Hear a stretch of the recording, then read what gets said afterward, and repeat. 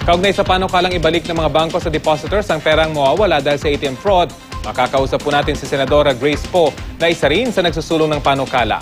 Magandang tanghali po, Senadora. Si Rafi Timo po ito at live po kayo sa Balitang Hali. Hi, magandang tanghali, Rafi, at sa lahat na nanonood, magandang tanghali po. Opo. Pakilinaw lamang po sa kasalukuyang panuntunan ng mga bangko, hindi po ba talaga nila sasagutin yung nawalang pera ng depositor dahil sa ATM fraud, lalo na kung napatunayan naman ito? Alam ko po, Rafi, ito ay kanila namang binabalik. Lalo-lalo na yung isang resource na bangko natin na pumunta doon, yung BPI, sila po sa loob ng isang linggo, ibinabalik naman nila pagkatapos ng investigasyon kung nakita nilang meron talagang pagdududa o pagnanakaw na nangyari. Subalit, ang gusto naman natin, kaya tayo tumawag ng pagdinig, ay una sa lahat, protektahan ang mga depositors natin. Dahil, alam mo, marami sa atin sumisweldo talaga diretso na sa ating bangko at ang ATM ang ginagamit natin pangkuha dito. Hindi naman natin pwedeng sabihan na hindi muna namin babayaran ng ilaw sapagkat meron pang investigasyon nangyayari dun sa nanakaw na pera sa amin. Sa tingin ko, kasama na yan sa serbisyong ibinabayad natin sa bangko na maibalik sa atin ang balanse habang iniimbestigahan nila ang nangyari. Kasi hindi naman pwedeng gamitin din na dahilan ng bangko ay hindi pwedeng ibalik yan.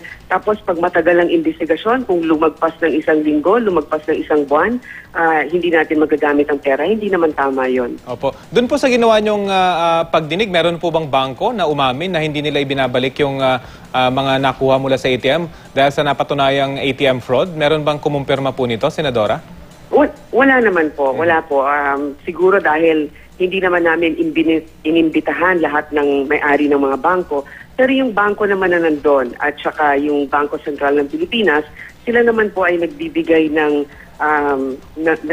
salaysay na ito naman talaga ay pinabalik sa ating mga kababayan. Kaya lang nga, iniimbestigahan. Ako sa tingin ko, Rafi, kung ikaw ay regular depositor sa isang bangko, sa tingin ko naman makikita naman nila ang iyong history o yung kasaysayan ng iyong deposito kung meron talagang problema at ito'y mapapatunay, lalo na ngayon may CCTV ang marami sa ating ATM, madali namang matunto nito. Pero ang pinoprotektahan talaga natin ay ang depositors kasi syempre nga dahil sweldo nila yan o kinita nila yan, ang hirap naman na habang iniimbestigahan, hindi nila magagamit ang pera. Usually, yung maximum deposit na makukuha mo sa isang araw, may limitasyon yan. Kung 10,000, 5,000, hindi naman ikahihirap ng bangko kung sakasakaling ibigay nilang credit na yon habang iniimbestigahan. So, sa ngayon, ang ginagawa namin, Rafi, ay kukunin namin lahat ng position papers ng mga dumalo, kasama ng BSP at yung mga ibang bangko, at titignan natin kung ano ang kanilang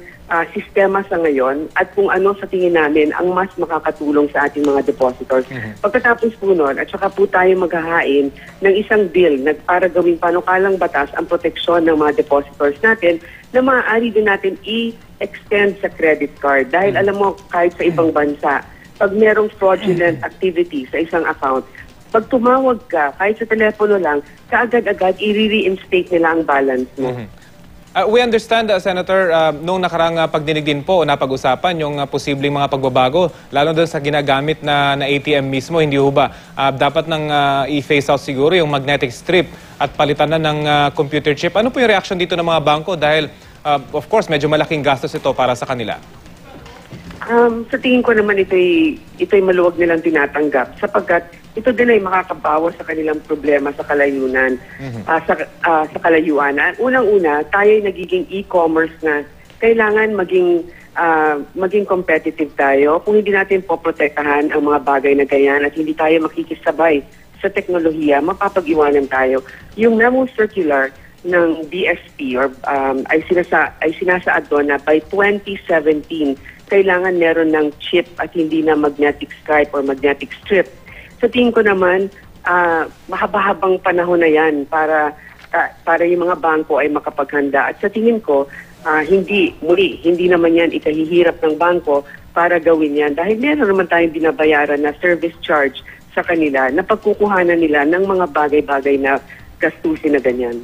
Nabanggit niyo po, Senadora, eventually doon sa iahain yung panukalang batas, kasama dito yung credit card fraud. At we understand, medyo mas malaki yata yung nakukuha rito ng mga kawatan, Senador. Opo, pero alam nyo, ito'y pag-aaralan natin, dahil ayaw naman natin na bigyan ng sobrang pahirap din ng ating stakeholders at ang industriya. Pero ang alam ko, yung mga lehitimong credit card companies, at marami naman yan, talaga naman ibinabalik pag meron kang questionabling transaksyon. At isa yan sa dahilan kung bakit ibinibigay nila ang kanilang serbisyo para protektahan din ang iyong identity at ang inyong kasaysayan o history. Hindi naman pwedeng maging burara sila dahil kung wala silang responsibilidad at sasabihin, ay, di bahala kayo dyan dahil ninakaw yung card niyo sa ginamit. Lahat ng ating mga consumers matatakot gumamit ng credit card. Kaya, importante rin sa kanila na mabigyan ng lakas ng loob ang mga gumagamit ng credit card na sila'y protektado kung sakasakali magkaroon ng anomalya. Finally, Senator, kumusta naman po yung pakikipagtulungan ng mga bangko rito? Kasi, of course, meron tayong bank secrecy law at yung mga nakakausap nating investigador kuminsan, ito yung kanilang sinasite kung kaya't nahihirapan sila makakuha ng impormasyon para sa kanilang investigasyon sa mga ganitong kaso dahil nga sa bank secrecy law. Sa inyong mga pagdinig naman po, ay wala naman po kayo nagiging problema rito sa kooperasyon ng mga bangko. Hindi naman po kasi alam mo yung bank secrecy, mali naman kung gagamitin nila yung dahilan para kumuha lamang ng datos. Kung ang hihingin ninyo ay ang personal na impormasyon ng isang depositor, yun po, maaaring sabihin nila na hindi pwede unless merong kaukulang authorization mula dun sa depositor. Pero para sa datos ay dapat payagan nila yan. Wala po kami naging problema sa aming pagdinig. Lahat naman po ay gustong makipag-cooperate sa atin. Ang problema natin na nakikita ngayon ay ang pagpapalakas ng cybercrime unit ng ating kapulisan. Sapagkat yun nga, meron na nga tayong cybercrime law, panig man tayo dito o hindi, marami rin nasusupuyan katulad ng cybersex na sinasabi din ninyo sa balitang hali na halos 12 mga bata ang kaso ng rape sa ating bansa, hindi din nakakatulong itong cyberporn. Kaya nga, sa pagpoprotekta sa internet at dito sa teknolohiya, kailangan malakas ang ating PNP Cybercrime Unit. At napaka-konti nila doon, napakaliit ng kanilang budget. So sa aming pagdinig, isa yan sa aming hinihingi sa kanila.